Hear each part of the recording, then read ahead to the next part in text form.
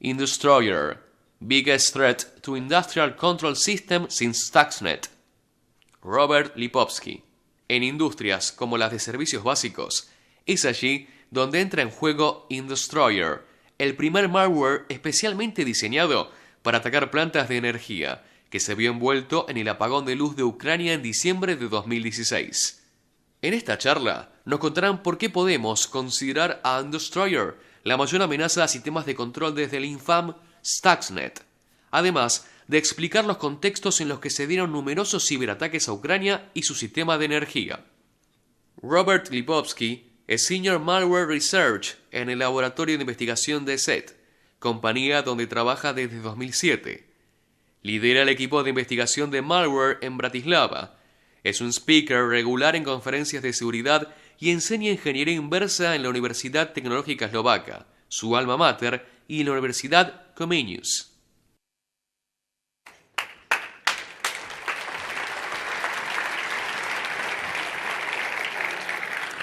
Okay, hello everyone. Wow, the lights are really bright here, which means that Industroyer is not active here, which is great.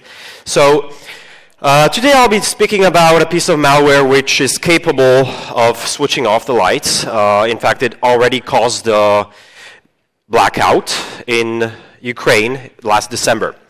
So, that in and of itself is a pretty big deal, but there's more.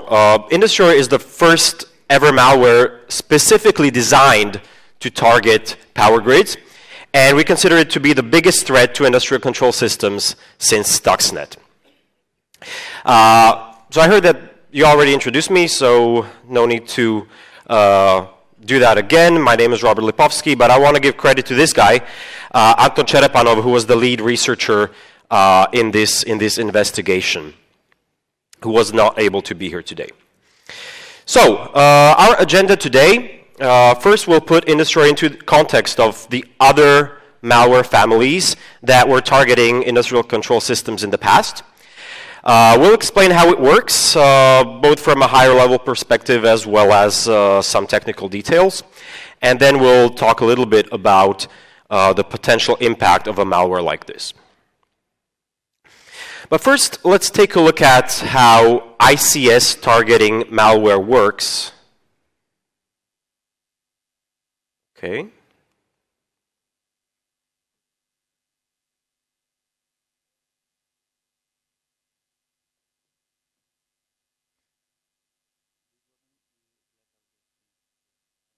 Okay, yeah, cool.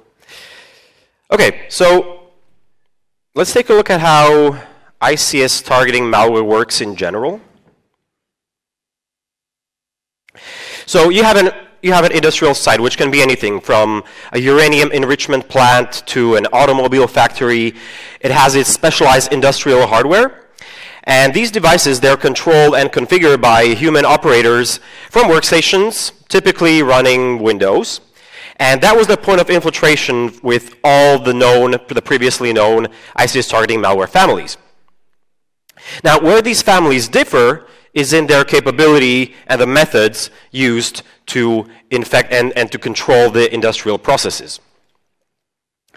So, Industroyer specifically, it was designed to attack electricity distribution substations. It contains a timer. In the analyzed samples, it was set to activate the payload functionality at the time of the blackout in Kiev, Ukraine, last December. And it triggers Industroyer's unique payload, controlling circuit breakers automatically through industrial communication protocols in order to cut the power. So, with this, Industroyer joined this elite club of only 3 previously known malware families known to target ICS. Stuxnet, I think, needs no introduction. It was able to reprogram PLCs to change the rotation speed of centrifuges. Then Havix, malware used in operations known as Dragonfly or Energetic Bear, mostly active in around 2014, but there was some more activity just recently of this group. It affected many industrial sites, and interestingly, it also abused the OPC-DA protocol, which also Industroyer is abusing. But unlike Industroyer, Havix was only using it for espionage. Now, BlackEnergy is a little bit different from the three other families. We've been tracking it since 2011. The malware has undergone a big evolution from the first version of BlackEnergy, which was general crimeware. That was back in 2007. Then, beginning 2011, it started to be used in targeted attacks, APT campaigns, where it got more interesting, obviously. And over the years, there were many campaigns, mostly spreading through spear phishing, but also other infection mechanisms. In fact, we even discovered a zero-day in PowerPoint that they were using around August 2014. And, well, as I said, there were many targets, many high-value targets that included government, media, transportation. But what's relevant to our topic today are the campaigns against the Ukrainian power grid. So they started in March 2015. That's when we observed the first spear phishing campaigns being sent to various Oboenergo companies. So those are the regional electricity distribution companies responsible for electricity distribution all over the country.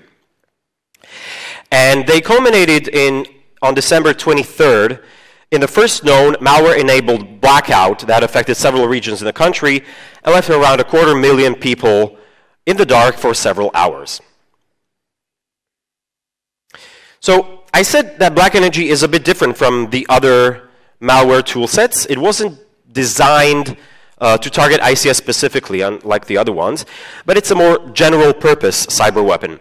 So through its network traversal modules and espionage modules, some of which you can see in this screenshot, it paved the way for the attackers who then used Radmin, a legitimate piece of remote access software that the Oboenergo operators were using for accessing remotely the environments of the substations, which were in many cases geographically quite distant.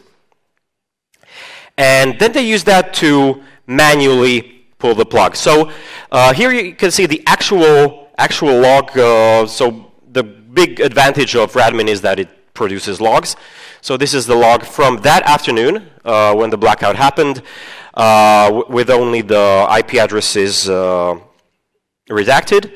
And there were some IP addresses connecting to this computer which had never connected to this one before. So, and also this is a video which was also taken while that was taking place. So this is from a different perspective. It was taken by one of the operators witnessing as somebody was remotely accessing their computer. So they took out their cell phone and they recorded this in order to show, look, somebody is accessing my workstations, and it's not me touching the mouse or the keyboard.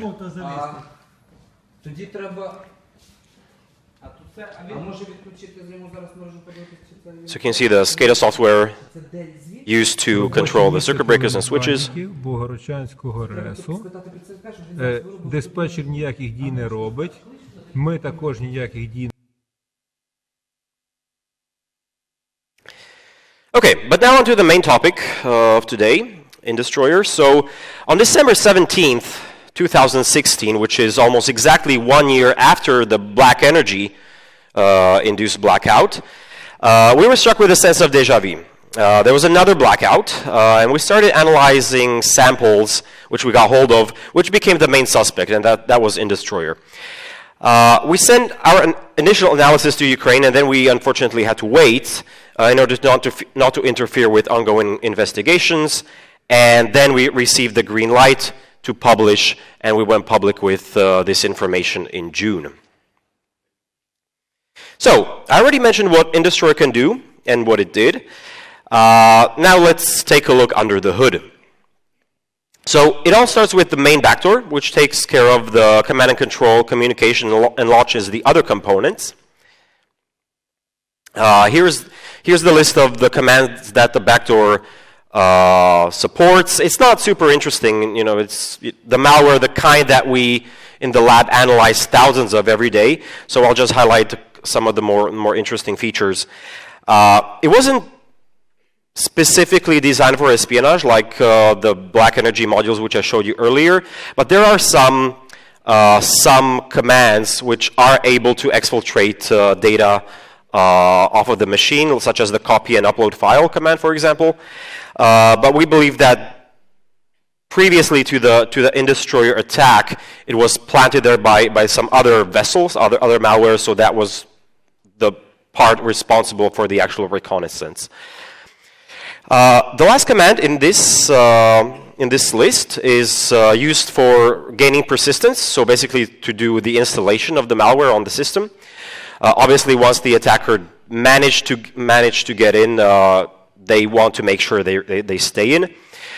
So they will replace the image path registry value of a specified service, and they will point that to a slightly different version, a more obfuscated version of itself. But there were also additional backup mechanisms to make sure that they were in place.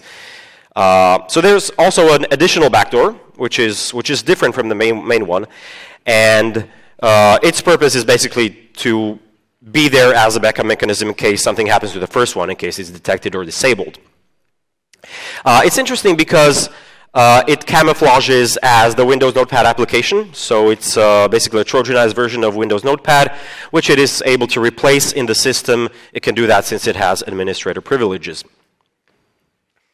The other components that the main backdoor executes are a port scanner.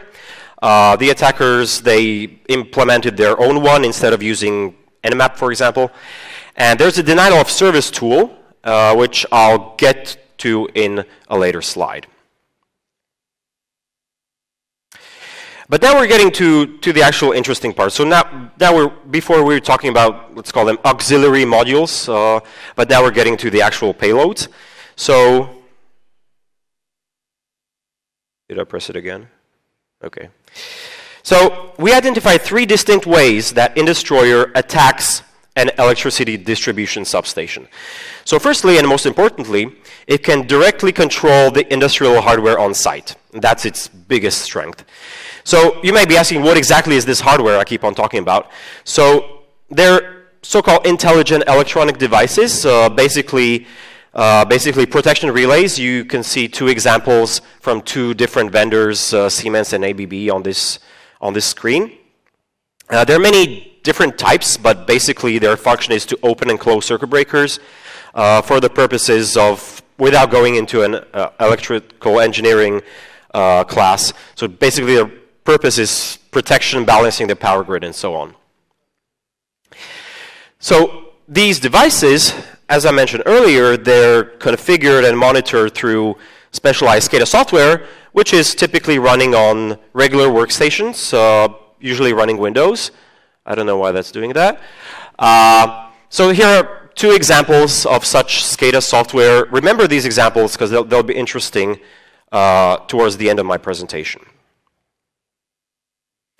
So we have the specialized hardware, the devices, we have workstations and SCADA software, and the communication in between this, it takes place, it happens through one of several specialized industrial communication protocols. There are several of them out there used throughout the world. Some are regionally specific, some operate over a serial connection, others over TCP/IP, but the overall idea is more or less the same. Now, it's important to note that Industroyer abuses these protocols. There are no exploits, there are no software vulnerabilities involved. It uses the protocols in the way they were designed to be used, although they were designed decades ago without security in mind. Okay, so the timing of an Industroyer attack is driven by the launcher component, and the launcher samples that we analyzed contained the timestamp, the activation time, which was December 17th, shortly before the power outage happened. And we analyzed modules capable of controlling those devices through 4 communication protocols, which you can see over here. That's IC101, IC104, 61850, and OPC data access. So let's take a closer look at each one of those. So the launcher launches this payload on that workstation, and keep in mind that there is already some application that's in charge of communicating with these devices. So the first thing that the payload will do, based on the configuration file, is kill that application and take over. Now, IC101, it operates over serial connections, so the configuration file specifies the COM ports that it's supposed to be using, and it tries to send commands to these devices in order to open or close circuit breakers. And the way it does that is it accesses so-called IOAs, information object addresses. So you can think of these as registers or as network ports. But the problem is that the protocol doesn't offer a built-in way of enumerating the devices and enumerating what types of compatible devices there are. So the implementation, and the payload has the full implementation of the protocols within itself. So it has to do a sort of brute force to enumerate these devices, and then it will have to check whether the type of that IOA is the type that will accept a command. So it's looking for a single command or a double command type. And once it finds these, then it will send commands to that, and it will send the sequence of commands first off, then on, and then off again. IC104 is similar to 101. It's built on top of it. It's the TCP/IP implementation. It's slightly more configurable, as you can see in this screenshot. The configuration file allows an attacker to specify multiple entries which are able to work in parallel.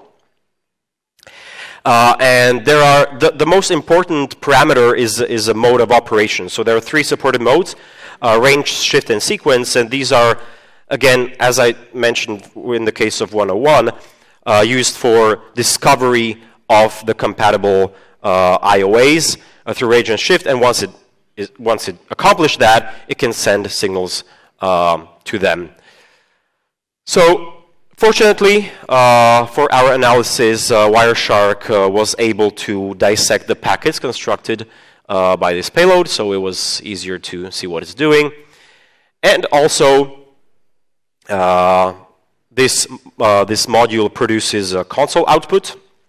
So yeah, dynamic analysis was also possible and easy to do, and also produces a log file.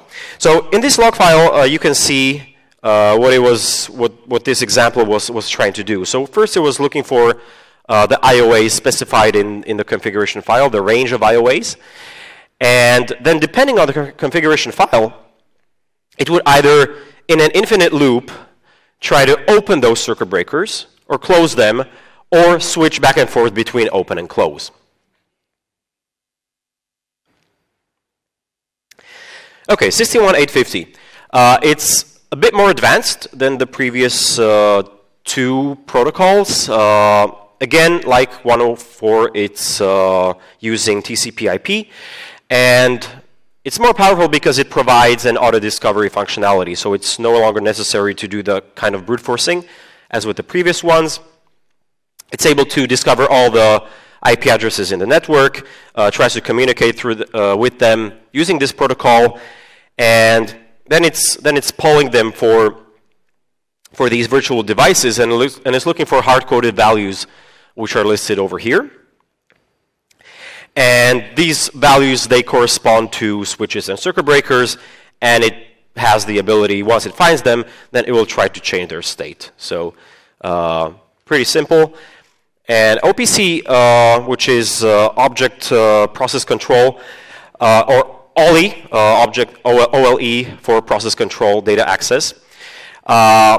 It's very different from the previous 3. It's on a higher level of software abstraction layer. It can be built on top of these 3 previous payloads. And so basically the way it works is that it's looking for, first it will discover OPC servers, looking for these specific COM interfaces, and within them it's looking for these specific item names. Now, this payload implementation is not universal. It's used for targeting ABB devices specifically. So we can take a look in the ABB documentation what these strings actually mean. So we can find that in the ABB documentation over here. Let's take CTL oper off, for example. The value type is ABB command bitmask. So maybe if you see in the IDA screenshot over here, so we'll be sending the value 1 to this address.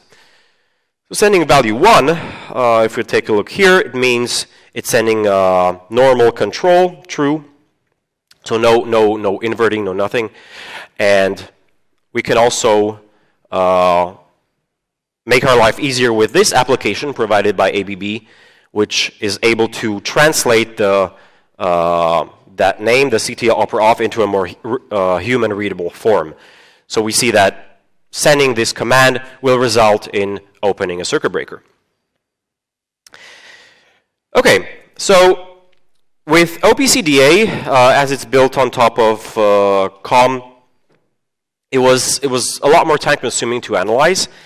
The previous ones, they were very straightforward. There was no obfuscation, so for reverse engineering it was a piece of cake.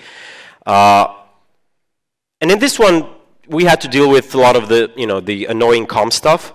So in order to help out fellow researchers who can stumble upon other binaries, other malware, using OPCDA, for example, Habex, or any malware which might pop up in the future, we released this script, this IDA Python script for it. So before, you would see something like this. And after applying the script, you will get the names like this. So I think this is a lot better. Okay, so you might be wondering why they chose to implement 4 different protocols to do more or less the same thing. We're not 100% sure, but I believe a possible explanation is that while they did obviously do reconnaissance, that they did their research before they attacked this electricity distribution substation, they still didn't know exactly what type of devices or what type of protocols were used. So in order to ensure that their operation would be successful, they implemented more of these so that at least one of them could work. Okay, so the second type of functionality, which we found in Industroyer, is rendering protection relays irresponsive. This is done by the denial of service tool, which I mentioned to you earlier. And it's done by exploiting this vulnerability in Siemens cProtect devices. So as you can notice, some of this functionality is universal and can be used against vendor agnostic and can be used any type of devices, such as the IC payloads, and some of them are vendor specific, such as this one. So this vulnerability is described in this advisory. Basically, the way it works is that it sends, or the exploit works by sending specially crafted UDP packets to port 50,000, which is exactly what the code in the sample we analyzed was doing. So knocking those devices out basically serves to amplify the impact of the payloads, the 4 payloads that I previously talked about. Now, Siemens did patch this vulnerability in a firmware update, but you can probably imagine how often these devices actually get updated. Okay, and the third and final type of payload functionality in the Industroyer samples we analyzed is the data wiper module. Now, its purpose is to make recovery more difficult. It's going after not the intelligent electronic devices, but after the workstations used to configure them. It's executed also by the launcher component, either 1 or 2 hours, depending on the specific sample, after the ICS payloads ran. And it's going after files with these extensions. So remember the configuration files, the configuration software I showed you earlier? So it's targeting those specific installations. It will wipe files belonging to this software. Furthermore, it renders the machine unbootable by corrupting the registry, and finally crashes it by killing all including system processes. So, from the perspective of a electricity distribution substation operator, what's happening? So, you have circuit breakers continuously being reopened. Your protection relays are not responding, and when you sit down, try to fix the problem, you find that your SCADA software is gone. So this is another really good reminder of the importance of offline backups. Okay, so let's conclude with a couple of takeaways, and then we can open up for discussion. As you've seen, Industroyer's functionality and its capabilities are rather versatile. It was beyond a reasonable doubt the cause of the Ukrainian blackout, but it's also configurable and can be repurposed to attack power grids around the world. So that's the biggest thing. And if you think about it, I didn't mention that, but the BlackEnergy, the 2015 power outage, that affected several regions of the country. There were blackouts in at least three regions. And about 230,000 people were left in the dark for 4 to 6 hours. Now, Industroyer, a much more capable malware, as I've just shown you, it caused a blackout in one substation in the north of Kiev around midnight for 1 hour. So it doesn't really match up the potential of this malware with, I mean, a blackout around midnight is not the worst thing that you can do, right? So, which obviously begs the question, why is that? So either the attackers, they were not completely successful in their operation, or maybe it was just a test, which is the universally believed explanation for something bigger. So the threat is scalable, and it's a dangerous weapon against ICS, as I said, the biggest since Stuxnet. But it's not only about the malware. The gist of the threat is in the skill set and the dedication of the malware operators. So it's not just being able to code the malware, but their ability, which they demonstrated in Ukraine, to become familiar with their target that they want to attack, and learn what devices there are, what protocols are being used, what commands to send to those devices, and most importantly, what will happen as a result of sending those commands to those devices. So this is not the work of the typical malware writer. Okay, and with that, I thank you for your attention, and I can take some questions.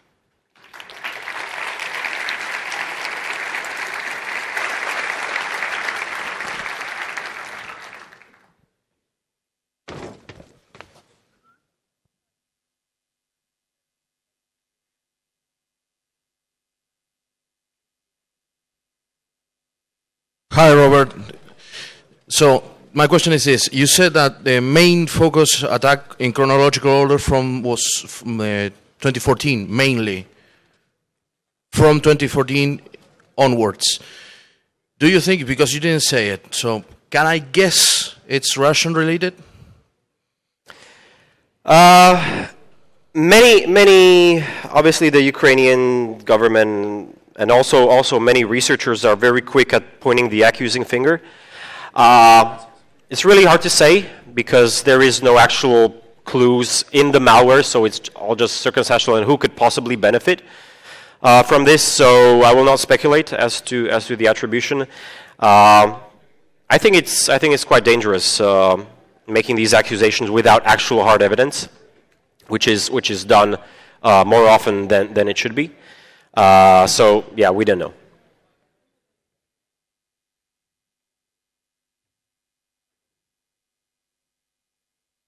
Hola. Acá. Sí, quería saber, porque no entendí bien si las vulnerabilidades están, digamos, explotadas a través de Windows y luego utiliza los protocolos de comunicación de los sistemas de control como OPC, por ejemplo. Pero ingresa por Can you Windows. translate?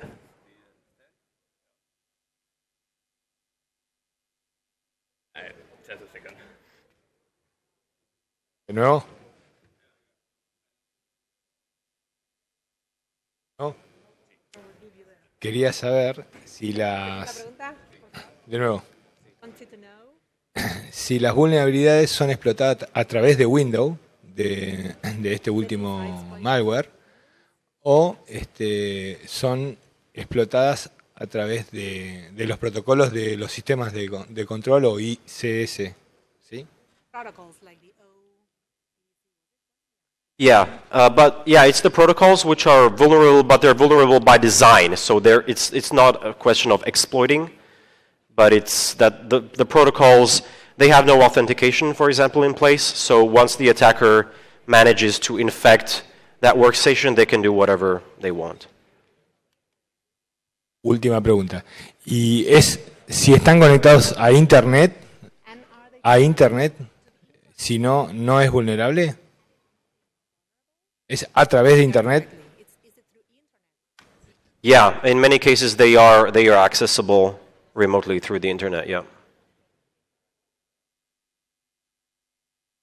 Hey, I had a question about the type of devices that were actually attacked. In the sense of you're talking about energy stations by themselves. Is there any risk to the actual back end of those stations, meaning, for example, nuclear Can you speak stations? up? Sorry. Okay. Is that better? Yeah. All right. So in this case, the attack was actually done to an energy station. So the operation of energy. Is there any reason to suspect that there could be a problem or could be, an attack surface for the back end, meaning the provider of that electricity in nuclear devices or nuclear stations, for example? Okay. It's hard to say, but we know that the protocols that I described, they're used not only in the power industry, for example. They're also used in other industries as well. So it's all just a question of what the attacker wants to accomplish and how determined or how motivated they are. So yeah, it is possible through similar scenarios to affect also other industries, transportation, water, gas, whatever, critical industries.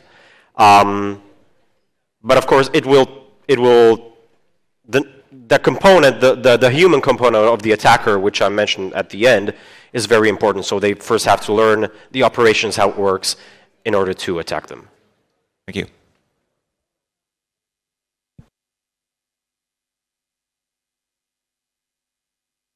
Somebody else?